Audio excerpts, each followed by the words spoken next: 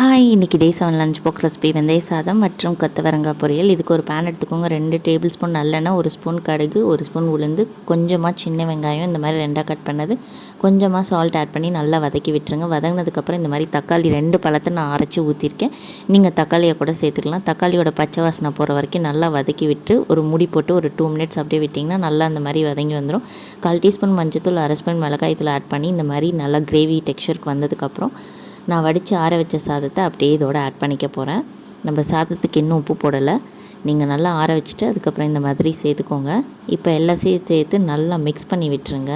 இப்போ நம்ம ஃபைனலாக வெந்தய பொடி தான் சேர்க்க போகிறோம். வெந்தய பொடி எப்படி ரெடி பண்ணணும்னா, வெந்தயத்தை நல்லா வறுத்துட்டு அதுக்கப்புறம் நல்லா ஆற வச்சுட்டு அரைச்சி எடுத்துக்கோங்க. இந்த மாதிரி இருக்கும். ரொம்ப போட்டாதீங்க, 1/2 ஸ்பூன் போதும்.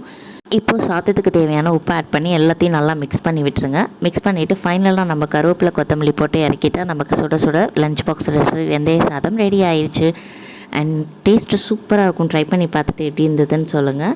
அண்ட் உங்களுக்கு பிடிக்கும்னு நினைக்கிறேன். அதுக்கப்புறம் இதுக்கு பர்ஃபெக்டான சைட் டிஷ் பார்த்தீங்கன்னா, பேன் எடுத்துக்கோங்க. கொஞ்சமாக கடலை எண்ணெய் ஊற்றிக்கோங்க. 1 ஸ்பூன் கடுகு, 1 ஸ்பூன் உளுந்து, கொஞ்சமாக பூண்டு 10 பல் பொட்டுசாக நறுக்குனது, அதுக்கப்புறம் ஒரு பெரிய வெங்காயம், கொஞ்சமாக உப்பு ஆட் பண்ணி வதங்கட்டும். அந்த கேப்பில் ஒரு ஜார் எடுத்துக்கோங்க. கொஞ்சமாக தேங்காய், 3 சின்ன வெங்காயம், கொஞ்சமாக மிளகாத்தூள், அதுக்கப்புறம் சீரகம் போட்டு தண்ணி விடாமல் அரைச்சிக்கோங்க. நான் வந்து கொத்தவரங்காய் ஆல்ரெடி விசில் விட்டு வச்சுருக்கேன். உப்பு மஞ்சத்தூள் போட்டு மிக்ஸ் பண்ணிவிட்டு நம்ம அரைச்ச விழுதை இது கூட சேர்த்துட்டு மிக்ஸ் பண்ணிடுங்க. அண்ட் கருவேப்பிலை போட்டுருங்க. அதுக்கப்புறம் ஃபைனலாக பெருங்காயத்தூள் ஆட் பண்ணிவிட்டு ஸ்டவ் ஆஃப் பண்ணிவிட்டு மிக்ஸ் பண்ணி இறக்கிட்டால் நமக்கு கொத்தவரங்காய் பொரியல் ரெடி. ட்ரை பண்ணி பார்த்துட்டு எப்படி இருந்துன்னு சொல்லுங்கள். இன்றைக்கி லஞ்ச் பாக்ஸ் ரெசிபி உங்களுக்கு பிடிச்சிருக்கும்னு நினைக்கிறேன். பிடிச்சிருந்தா எங்கள் சேனலுக்கு சப்ஸ்கிரைப் பண்ணுங்கள். இன்னொரு வீடியோவில் பார்க்கலாமா. பாய்.